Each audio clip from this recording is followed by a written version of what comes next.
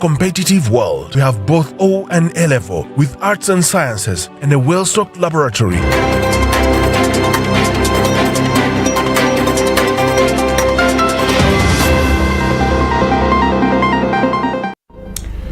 KSTV AGALEERO tukwaniriza akawungezi kolunaku olwaleero ne tukwebaza emirimu gyonna gy'otusizaako engalo. Nze Mugerwa Cornelius ntuuse ne Namandasifa branch okutuusaako amawulire gaffe AGALEERO agabadde mu bitundu by'eggwanga eby'enjawulo kw'ossa ate n'ebweru w'eggwanga. AGALEERO tugenda kugatandikira na bweru wa ggwanga kubanga okubala akalulu mu ggwanga erya Bungereza kumaze okuggwa era ng'ebivaayo biraga nti abadde Ssaabaminisita Rishi Sunak aggyiddwa mu ofiisi.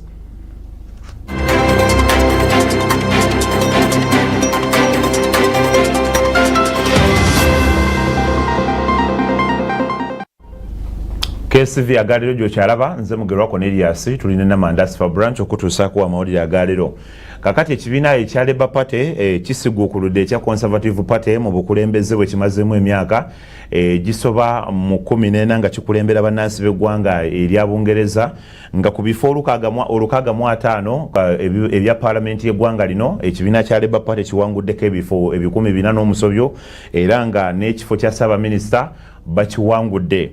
Kati Ssaabaminisita omujja ye Keir Starmer era nga ategeezezza nti enkyukakyuka egenda kutandikirawo n'olunaku olw'enkya era ke kaseera ak'okulabika nti bakyusa eggwanga erya Bungereza. Ye abadde Ssaabaminisita Rishi Sunak yeetondedde bannansi b'eggwanga erya Bungereza oba naddala bannakibiina kya Conservative Party olw'okubayiwa n'agwa mu kalulu.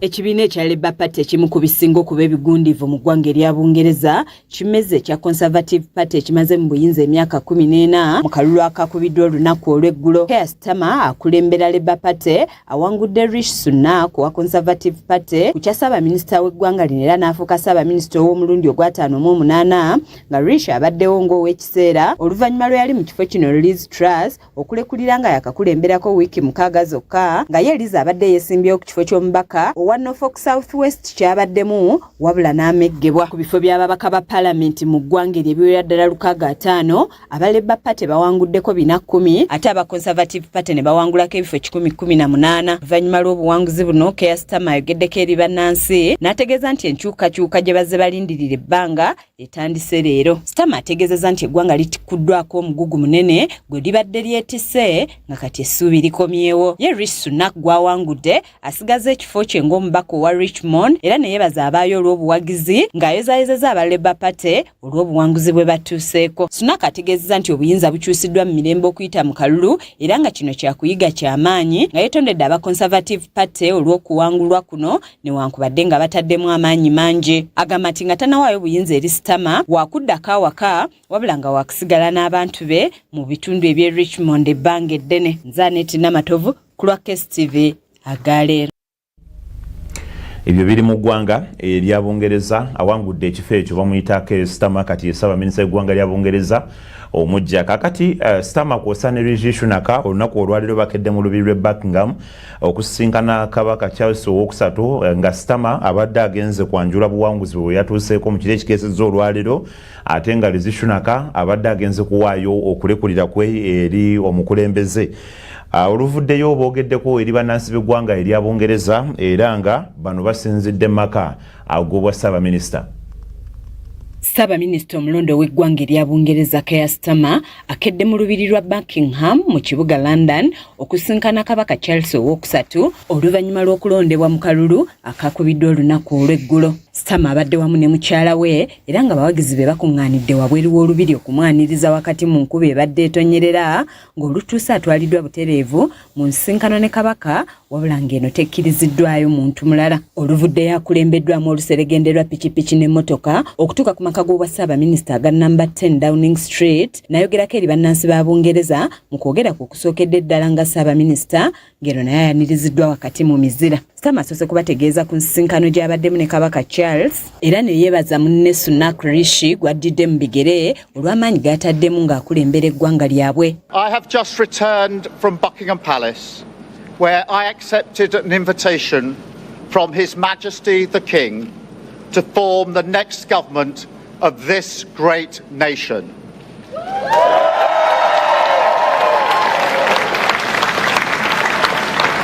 I want to thank the outgoing Prime Minister, Rishi Sunak. His achievement as the first British Asian Prime Minister of our country, the extra effort that will have required should not be underestimated by anyone. And we pay tribute to that today. And we also recognise the dedication and hard work he brought to his leadership. Agamba nti bannansi balonze enkyukakyuka nga n'olwekyo balina kutambulira wamu ng'ekitole okusobola okutwala eggwanga lino mu maaso. But now our country has voted decisively for change, for national renewal and a return of politics to public service. When the gap between the sacrifices made by people and the service they receive from politicians grows this big, it leads to a weariness in the heart of a nation, a draining away of the hope, the spirit, the belief in a better future, that we need to move forward together. Now, this wound, this lack of trust, can only be healed by actions, not words. Ayongeddeko nti obuweereza eri bannansi bakubuusa ku mwanjo nnyo ng'asuubiza nti gavumenti ye yakuweereza bannansi n'okukyusa Bungereza nga bw'akoze mu kibiina ekya Labour Party. That public service is a privilege and that your government should treat every single person in this country with respect. If you voted Labour yesterday, we will carry the responsibility of your trust as we rebuild our country. But whether you voted Labour or not, in fact, especially if you did not, I say to you directly, my government will serve you. Politics can be a force for good. We will show that. We've changed the Labour Party, returned it to service, and that is how we will govern. Country first, party second. Abasuubiza nti bakuzimba Bungereza wabula nga kino kyakutwalamu ekiseera nga bakufuba okulaba nga bakuuma emirembe n'okukakasa nti buli munnansi aweebwa ekitiibwa ekimugwana ate n'ebisale ku masannyalaze amaka agasoboka wamu n'ebirala byakusibwa ku mwanjo. Changing a country is not like flicking a switch. The world is now a more volatile place. This will take a while. But have no doubt that the work of change begins immediately. Have no doubt that we will rebuild Britain with wealth created in every community, our NHS back on its feet facing the future, secure borders, safer streets, everyone treated with dignity and respect at work, the opportunity of clean British power cutting your energy bills for good. And brick by brick, we will rebuild the infrastructure of opportunity, the world-class schools and colleges, the affordable homes that I know are the ingredients of hope for working people, the security that working-class families like mine. Mu ngeri y'emu n'abadde Ssaabaminisita Rishi Sunak ayolekedde mu lubiri olwa Buckingham okuwaayo obukulembeze mu butongole eri Kabaka Charles II nga naye oluvuddeyo agenze butereevu ku Downing Street okwogerako ne bannansi omulundi ogusembayo nga Ssaabaminisita. Sunak asoose kwetondera bannansi olw'ebyavudde mu kalulu kyokka n'ategeeza nti bakkiriza nti Bungereza erina okukyuka. To the country, I would like to say first and foremost, I am sorry. I have given this job my all, but you have sent a clear signal that the government of the United Kingdom must change, and yours is the only judgment that matters. I have heard your anger, your disappointment, and I take responsibility for this loss. Agamba nti wadde nga ye ne Stammer baawukana mu ndowooza y'ebyobufuzi kati ye Ssaabaminisita era nga bakissaamu ekitiibwa ng'amwagaliza birungi n'asaba bannansi okukolera wamu naye wakati mu lugendo lw'ayolekedde. Whilst he has been my political opponent, Sir Keir Starmer will shortly become our Prime Minister. In this job, his successes will be all our successes, and I wish him and his family well. Whatever our disagreements in this campaign, he is a decent, public-spirited man who I respect. He and his family deserve the very best of our understanding as they make the huge transition to their new lives behind this door, and as he grapples with this most demanding of jobs in an increasingly unstable world. Asiimye bonna baakoze nabo ng'ali mu ofiisi n'okusingira ddala mukyala we olwa ssaddaaka gye bawaddeyo gy'ali mu bbanga ly'aweererezaamu eggwanga lye. I'd like to thank my colleagues, my cabinet, the civil service, especially here in Downing Street, the team at Chequers, my staff, CCHQ, but most of all, I'd like to express my gratitude to my wife Akshata and our beautiful daughters. I can never thank them enough for the sacrifices they have made so that I might serve our country. Nzaneti Namatovu ku lwa KSTV AGALEERO. Webale nnyo Waneti Namatovu olw'okutukuŋŋaanyiriza emboozi eyo. Kakati ebyo bibadde mu ggwanga ery'Abongereza era nga Ssaabaminisita omujjaze ye Keir Starmer ate nga azza embigere bya Ssaabaminisita abaddeko Rishi Sunak eyakwata entebe eno emabegako we tuvuddeko. Kakati ebyo ng'obitadde ku mabbali bwe tukoma wano mu ggwanga erya Uganda, Ssaabaddu Ssaalongo Semanda asimatuse okuttibwa abatemu abatannategeereka bamulumbye mu kiroowo ekikeeseza olunaku olwaliro ne bamutemaatema nga bino byonna bibadde ku kyalo Naluvule ekiri mu ggombolola y'e Nakisunga mu disitulikiti ey'e Mukono. Ssaabaddu agamba nti abamulumbye badde tebaagala kirala kyonna, babadde baagala bulamu bwe nga batutte kkooti zokka wabula tebalina kantu konna ke bamusabye wakati nga bamutuusaako obulumbaganyi. Abatuuze ku kyalo Naluvule ekisangibwa mu ggombolola y'e Nakisunga mu luka gwe Wankoba mu disitulikiti y'e Mukono bali mu kutya olw'abatemu abatannategeerekeka abalumbye amaka ga Ssaabaddu Ssaalongo Semanda Livingstone ne bamutemaatema ebijambiya ku mutwe mu bulumbaganyi buno bubaddewo mu kiro ekikeesezza olunaku olwaleero.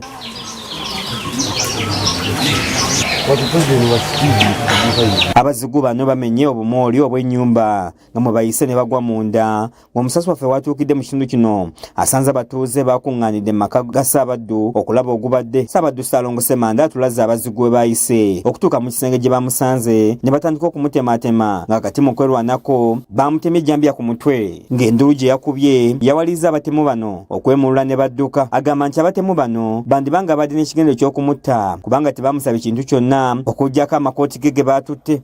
Bazze ne baleeta epipa ne bazizika amayinja ne bafuna ddaala ne bagenda munda ne bagulawo eri bwe baguddewo munda ne bantuukako enabadde naye Mukama yantaasiza kubanga tolaba damage eno na wano Mukama yantaasiza babadde bagala kutemako obulago nabasituddeyo kooti nga 3 kubanga nina ekooti zembeera nazo ze twambala ku mikolo gyaffe naye 3 bazitutte. Abatuuze banyonde engeri gye badduukiriddemu munnaabwe nga bagamba nti basoose kuwulira nduulo wabula bagenze okutuuka nga balaba mutuuze ayika musaayi nga basabye gavumenti okubawa obukuumi mu kitundu kino kubanga obutemu n'obubbi buyitiridde. Tulina okubeera bungi nnyo ku kitundu kyaffe kubanga kati tulina okubeera okukungula n'okutuyingira mu mayumba ate n'ebisolo babitumazeeko okutuyingira mu mayumba era tusaba obuyambi gavumenti etudduukirire etuwa bukuumi ku kyalo. Ye ssentebe w'ekyalo kino Dorothy Nabbanja annyonnyodde engeri gy'afunyemu amawulire g'okulumbibwa kwa Ssaabaddu nga naye asabye gavumenti okubongerera ku bukuumi. Kedde ku makya nga nsangako mistikolo ya defense kuno ssaawa 9 we yakubidde nga muddira nga mugambo wange wabadde oŋŋamba kinti ebyagudde eno mumutaka Semanda bamuyingiridde mulanga gwe nandikubidde abatuuze nsonga y'okwerinda naye n'abakulu abatutwala twandisabye batuyambe batuwe ku bukuumi. We tuviiridde mu kitundu kino nga poliisi tenatuuka kulaba ekyabaddewo. Kaweesa Po yakusakidde eggulire lino ku lwa KSTV AGALEERO. Webale nnyo Kaweesa Po bannaffe tusaba buli omu waali asobole okubeera nga mukalativu n'abantu abamulinaanye okukosa n'okukuuma ewaka eggwanga ligenda litabukira ddala. Kakati twagala kusinzira tugende mu kuwummulamu okutonotono. Nze mugerwa Cornelius Suline Namandasifa okutuusaako amawulire gaffe AGALEERO. Tukomawo n'amawulire AGALEERO tovaawo.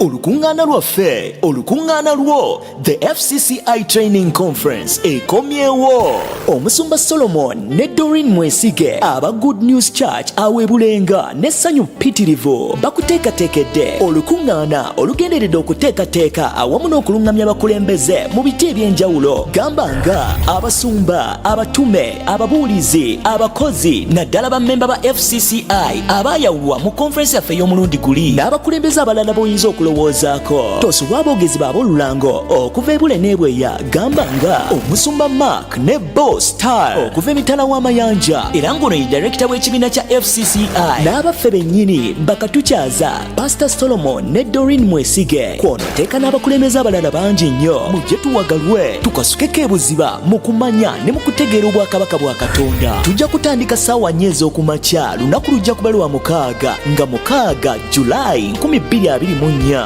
weeteeketeeka okufuuka omumanyi weegatte ku ggye ly'abamanyi okuyita mu FCCI Training Conference tojja kusigala kye kimu. Good News Church esangibwa Bulenga mayiro 8 zokka okuva e Kampala ku Mityana Road opposite ne office za National Water oba okumpi n'ekizimbe kya Prime Shopping Center. Good News Church, we worship, serve and give.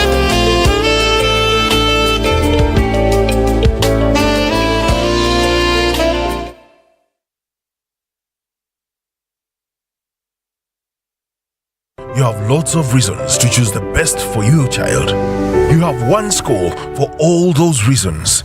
King Solomon High School is a day and boarding school which seeks to provide students with a moral and intellectual foundation.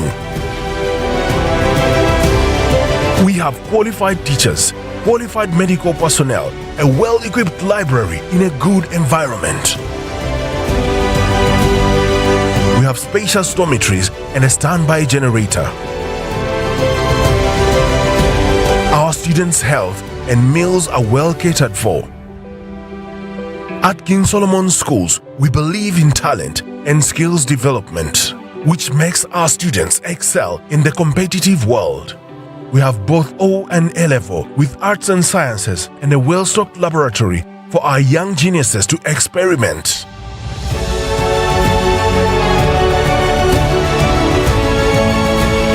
For more information, come to our offices or call us today. King Solomon's High School, a member of King Solomon Schools. We educate, train, and promote.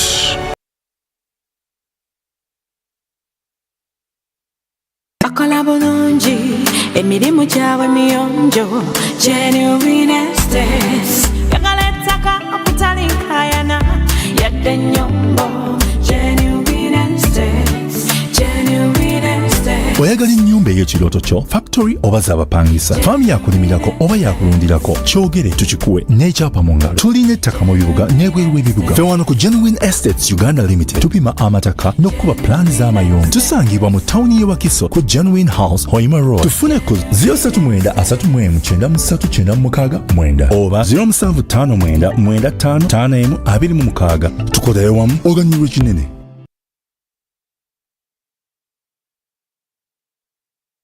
Bannayuganda bannange kambanjulire Isoba Metal Works bannakinku mukola ebintu byonna ebiva mu byuma ebiwangaazi ate nga biri ku mutindo gwa nsi yonna. Tukola zigeeki ez'omulembe mu buli kika mu buli sayizi ate kosa dizayini ez'enjawulo. Tukola amadirisa, enzigi, ebitanda n'ebintu eby'enjawulo ebiva mu byuma.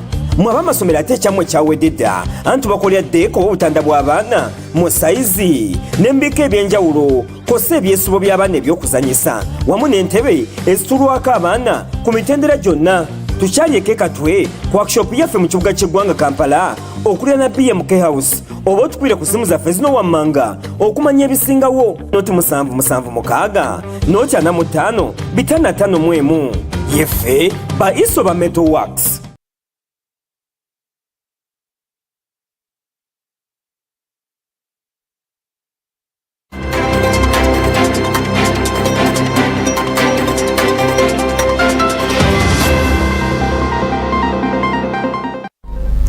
KSTV AGALEERO tukomyewo n'ekitundu ekyokubiri nze mugerwa Cornelius tulina Namanda Asfa branch okutuusaako amawulire gaffe AGALEERO agafudde mu ggwanga erya Uganda kw'ossa ne bweru waalyo. Kakati abantu abakola omulimu gw'okubala abantu mu division y'e Makindye bakedde kugumba ku kitebe kya Ubosi nga baagala babasasula ensimbi zaabwe ze baakolera mu kubala abantu okwakaggwa gye biggweredde nga abantu bano basasuddwa era nga buli omu afunye ensimbi ze emitwalo 50 ze babadde banoonya.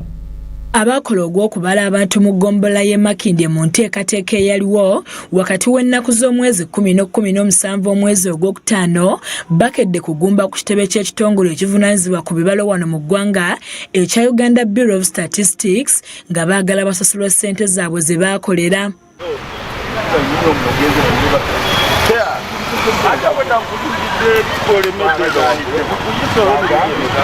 Bano ababadde abanyiikaavu balaze obutali bumativu eri ab'ekitongole kino bwe bagamba nti babatambuza ebbanga ddene nga tebabawa nsimbi zaabwe nga n'ekisinga okubakwasa ennaku bannaabwe abasinga baasasulwa dda. Sifunanga wadde ekikumi ndimuka amazzi gambonyebonye nafuna accident nengenda wa John ku division seneza John nanga amasigenda zifuneza training lwaki sifuna seneza training nga nasoma n'abawubbosate nabo babeeremu bebeereremu tosobola kolagana olwedde Kevin yamukubidde essimu aganya okukikwata kiba kitegeeza mbu waliwo ekitali kituufu. Bagamba nti buli omu abanja emitwalo 5 ate nga baayita mu kutendekebwa okukakali nga n'ensimbi ez'okutendekebwa tezaabaweebwa nga kati beetaaga ensimbi zaabwe awatali kuddamu kubabuzaabuza. So on Thursday, which was yesterday, my colleague yazze wano mukujja wano because ye nze nabadde busy ye yazze wano mukati mukutuuka ne bamukolako because yabataddeko pressure. Kyendabye wano oteka pressure, they work on you. If you be home not sell bintu be handling in a diplomatic way, they don't pay you. Bongeddeko nti baayita mu kiseera ekizibu nga n'abamu baafuna obuvune omuli obubenje embwa okubaluma n'ebirala nga kati beewuunya ab'ekitongole kino okubasindiikiriza nga babalaba ng'ekitagasa. Enkuba yankuba akasana kanjokya nasiibanga enjala naye tebanayadde kumpa ssente zange. Simanyi lwaki tebampa ssente zange. Nze naakajja wano ng'emirundi 4 nga mmanja ssente. Abakulu mu kitongole kya Ubosi bavuddeyo ne basinkana abantu bano nga babakakasizza ng'ensonga zaabwe bwe zigenda okukolwako. Our fellows received their payment like a month ago. Last we are here, we handed over the copy, we handed over the chargers, everything was handed over. This other guy is just... Omwogezi wa Ubosi Okoth agamba nti ababala abantu mu division y'e Makindye baali 558 nga 176 bokka be babadde batannasasulwa nga kino kyava ku mannya agaali gatakwatagana nga n'abalala baali tebazzangayo bikozesebwa. Anania Nsereko yakusakidde eggulire lino ku lwa KSTV AGALEERO. Ensonga kati za kufunya bikonde bw'otofunya weekanga bakufunyizza. Ebyongo bitadde ku mabbali omubaka w'Erwemi Cathedral Ssekikubo ne yatembeeta enteekateeka y'okuŋŋaanya emikono wegijja obwesige mbakamiso n'abana abezibika ensimbi za gavumenti z'abannansi. Asabye Sipiika wa Paalamenti ya Uganda Anita Mungu yeesonyiwa enteekateeka eno kubanga bo tebagenda kuyimirizaamu yadde n'akamu era ne bamusaba abalabe bulabi wakati nga bakola emirimu gyabwe. Ono abadde ku Paalamenti nkyeyaleero ng'ayogerako eri bannamawulire n'agamba nti bakugenda maaso n'okuŋŋaanya emikono gye baagala basobole okuggusa enteekateeka yaabwe newankubadde nga Paalamenti yabamma emmotoka. Ombaka akiikirira abantu b'Erwemiyaga mu Paalamenti Ssekikubo nga y'omu ku baawoma mu mutwe mu kuŋŋaanya emikono egy'okujja obwesige mu bakamisona ba Paalamenti. Alabudde Sipiika wa Paalamenti Nalonganta Among n'amusaba yeesonyiwa ensonga eno. Paalamenti ne Sipiika Anita Among abakubanga mwenkanya okugamba 177 just mere technicality. Naye bw'osobola okuŋŋaanya emikono gy'ababaka 50 aba Paalamenti babeera competent.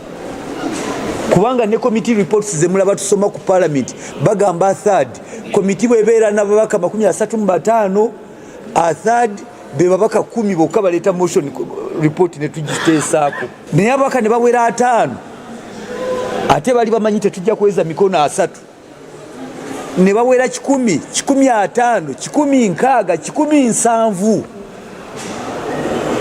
abange awo kiba kimala bulungi okuleeta motion ate naddala Sipiika yagambye nti tulina business n'olwekyo ababaka bagende beebaka ewaabwe ne tulina business yino weeri kale tusaba ababaka abakyabulayo baleme kumamukisa motion eno egenda kuyamba parliament eno nnyo. Bino Ssekikubo abyogedde mu lukuŋŋaana bannamawulire lwatuuza ku parliament emisana ga leero ng'agamba nti bakuzikiza mu kaweefube ono gwe baliko era nga bakugenda maaso n'okutalaga ebitundu eby'enjawulo okulaba ng'ababaka babawa emikono gyabwe. Naye tetujja kutuula ne bannange, tugenda Embalala olwaleero, tugenda Bushenyi olwaleero, tugezeeko okulaba nga tutuuka ku babaka.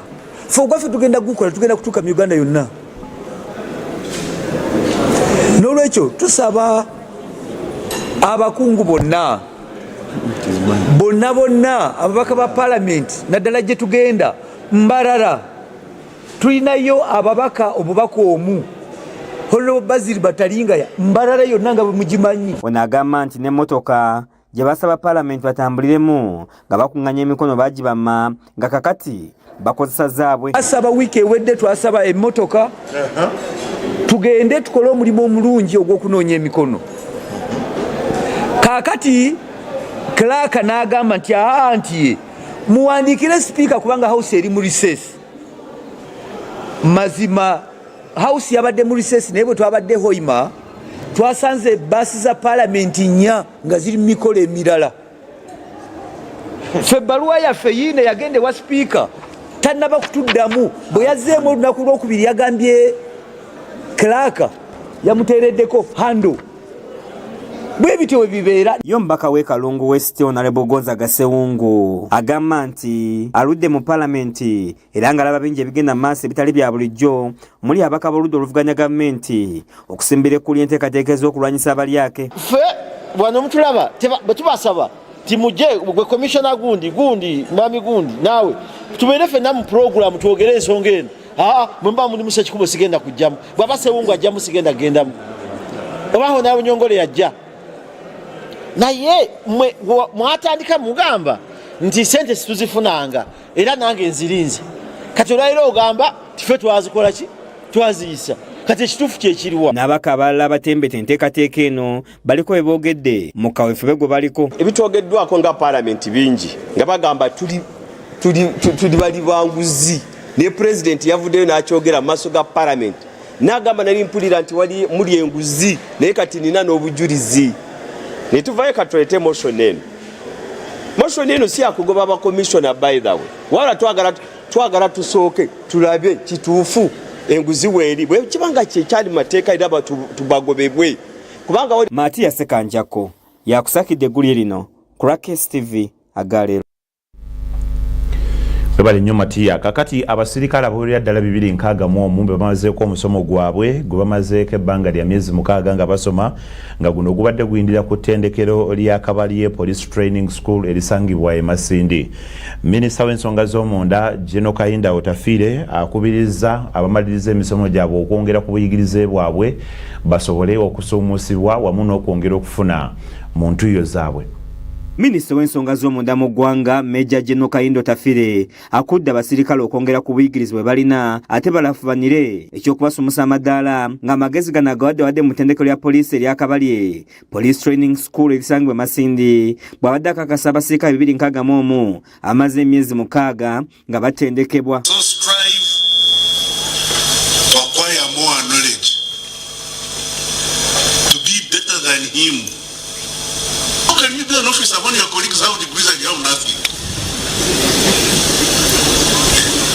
Watakuwa wanakudharau. Huyo kijua hana lolote, hawezi. Hana uwezo. So strive to be like them. Ku basirikale 261 abatendekeddwa 215 basajja ng'ate abakyala balina 6 nga babadde abakwasa amabaluwa gaabwe. Minisita Otafiire abakuutidde okuwekitibwa babasinga era bakole wamu nabo ng'ategeeza nti bakolesoboka okulaba nga batereza embeera abasirikale gye bakoleramu. Go to your seniors, but ensure the DPC, the RPC knows. Because when I go to a district, I talk to the DPC. I don't look for the OCCID, OC, I don't know, OC kitchen, OC barracks. Be cautious of your welfare. Very, very, very cautious of your welfare, and we are doing our level best to improve it. Y'omuduumizi wa poliisi y'eggwanga lya Uganda IGP Abbas Byakagaba abasabye okukola n'obumalirivu nga baweereza eggwanga lyabwe era balwanyisa enguzi n'okuzimba enkolagana ennungi n'abantu be baweereza kosa okujjukira ennono gwe balina okutambulira n'okwanguwa amangu singa baba bayitiddwa okukola ku nsonga z'obumenyi bw'amateeka. Community policing is paramount. Build strong relationships with the communities you serve. Be responsive to the needs and expectations of the people. Embrace your mandate and powers to fight corruption. It's one of the evils that we must fight, and we are central in that fight. Always keep it in your mind. Resist any temptations to compromise your integrity, because integrity is very, very much needed in this work that we do. As officers, you are subject to a strict code of conduct. Always follow the chain of command and maintain professional conduct to avoid jeopardizing your career.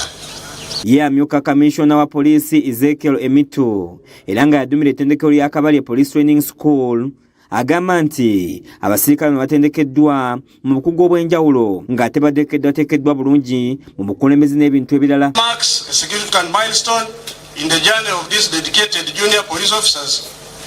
After 6 months of rigorous officership training, allow me to report that these officers have been duly transformed from the status of other ranks to that of officers of the Uganda Police. An honor, therefore, for me to stand before you and all invited guests present today to reflect and celebrate the incredible progress these officers have made for the last 6 months of their being.